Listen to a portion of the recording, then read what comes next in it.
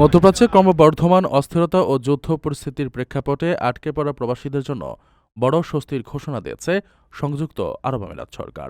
সম্প্রতি দেশটিতে ইরানের দফায় দফায় ড্রোন ও ক্ষেপণাস্ত্র হামলার কারণে সৃষ্ট অস্থিতিশীল পরিস্থিতির মাঝেই এ বিশেষ সিদ্ধান্তের কথা জানানো হয়েছে।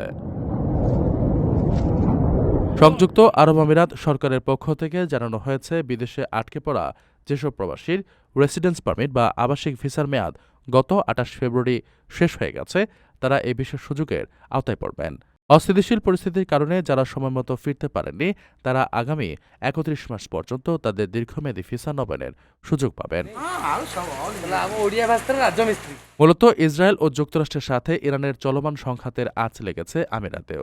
গত ২ সপ্তাহ ধরে চলা উত্তেজনাকর পরিস্থিতির কারণে অনেক প্রবাসী যাতায়াত বিড়ম্বনায় পড়েছেন।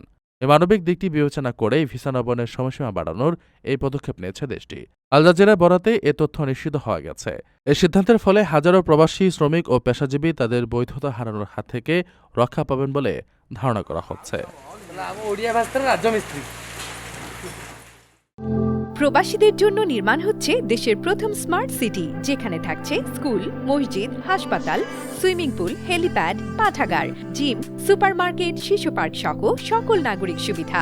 মাত্র ৩০ লাখ টাকা বিনিয়োগে মিলছে আকর্ষণীয় ফ্ল্যাট। প্লাটিনাম ইনভেস্টরদের জন্য ঢাকা বিমানবন্দরে ভিআইপি প্রোটোকল সুবিধা। বিস্তারিত জানতে যোগাযোগ করুন স্ক্রিনে দেয়া হোয়াটসঅ্যাপ অথবা ইমো নাম্বারে।